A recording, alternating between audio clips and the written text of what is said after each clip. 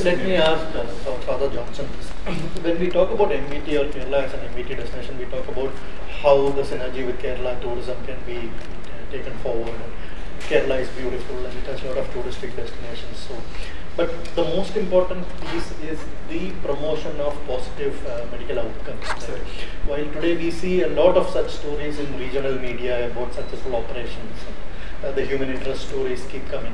How much of this is actually the global baseline, and what are we doing to promote this? This is what needs promotion. Like Kerala got some country doesn't require any more promotion. What needs promotion is the positive medical outcome. What is these key players doing to promote medical outcomes to where the buyer of your service is sitting today, the foreign buyer? The whole question is pointing to quality. I would suggest that the best option for ensuring quality is accreditation. Okay. It not be always international. Even our national accreditation is quite capable of taking an institution for proper results, good clinical results. So that level we need awareness, where we should be, we shouldn't look at, my organization is accredited. That is not the case. We need a win-win situation where we should support, we should encourage others, all of them to get accredited. That will streamline our processes. That will bring in good clinical results. Where just presenting data or any rhetoric will not do any help. We need on the ground real good clinical results where quality is the core area, where we need to conscientize the healthcare providers. There is a return on that. At times what people think it is a burden, it's expensive, but there is a very clear return on that. We as Rajagiri as an agency doesn't have any prior experience and expertise in healthcare industry. But within a short 2 years of time, we went for JCA and national and a lot of other things. I can confidently say that not even a single rupee is wasted. You get it in return quality. Quality will ultimately bring into service. But how can you take the other players along? How do you get more hospitals, standalone hospitals, smaller players? Excellent question. I think this should be the beginning and this should be expanded. As I said earlier, we should do away with the skeptical attitude. We should be able to bring in together big hospitals, small hospitals. As Dr. Harish said, even government facilities should also be linked and connected to that. Where we need a little more liberal approach. I wish if we had some government officials in this session, so that they also come to know what is the thinking that's going on. We take this to the government, but we don't bring it into the panel because then our panelists may not want to speak freely. I think whenever you mentioned about you mentioned marketing, you mentioned the Ayurveda. I mean, if you just go back and you see any ad about Kerala, you will see the greenery and you will see some relevance of Ayurveda in that ad. Ayurveda has an interesting connotation. Never have we actually projected the modern healthcare facilities in any of the Kerala promotional material. Perfect. Can I just share some good news to all of you? Let's have some positive spin. So, for the past 2 years, in Delhi, they have been having a large forum called Advantage Healthcare India, which is actually primarily sponsored by FICCI and Government of India, both together. And the first edition had about 500 delegates from a large amount of countries. This year also it's been about Father Johnson also was there. It's about that kind of thing. So they have an opportunity, and because I'm one of the office bearers to organize this thing, I have been pushing forward for Kerala to be a partner state. So and I've also been asking them that Delhi is not India.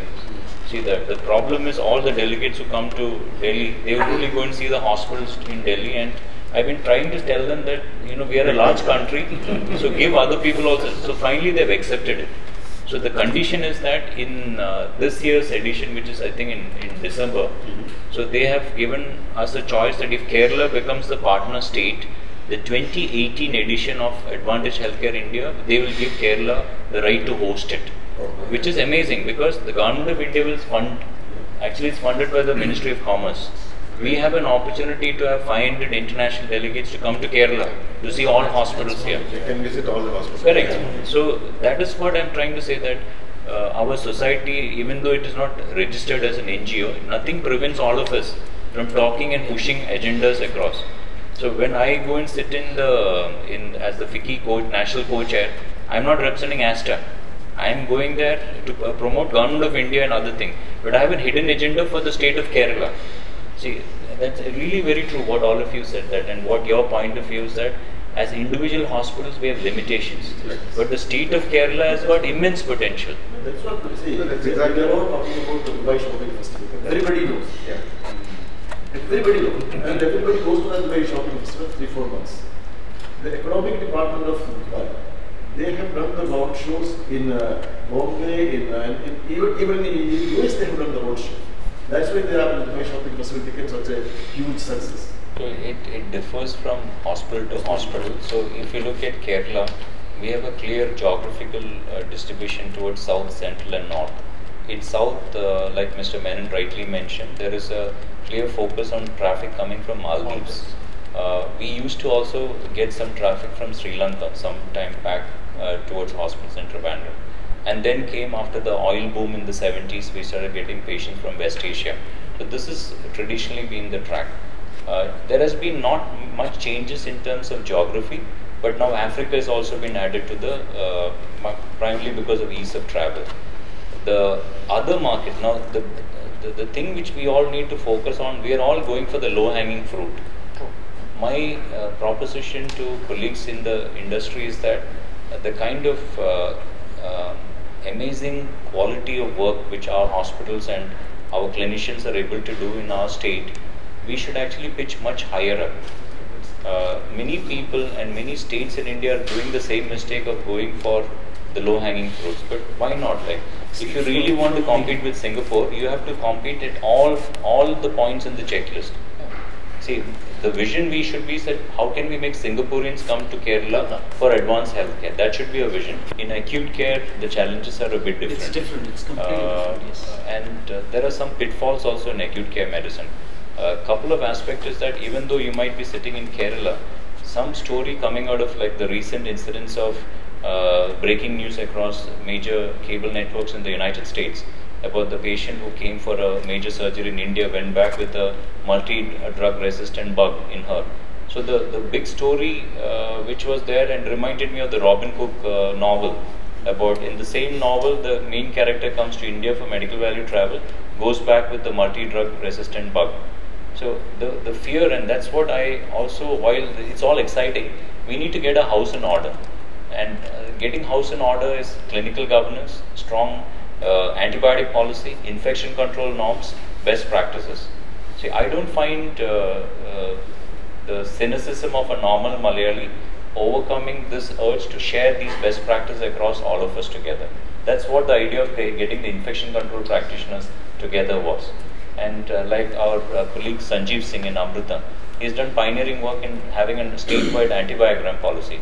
So at least a couple of things, antibiogram is to talk about for your kind of case mix, your clinical case mix, what are the antibiotics to be used in your hospital. Because if you don't do that, you are in big trouble because of the drug resistance bugs and the patients which land up in your hospital. It impacts everything, all your clinical indicators. So these are the things, while we are doing the big things, we should also get our house in order. Now the other side is there. Suppose there are positive outcomes. Suppose we could do a good surgery. Suppose wherever whoever does it should give by publicity.